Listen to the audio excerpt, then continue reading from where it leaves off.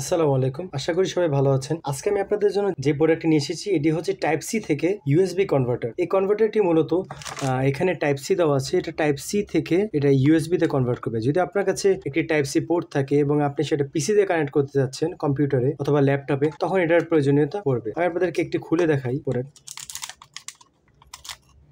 ওকে, suppose আমরা এখন এটা খুলে নিলাম।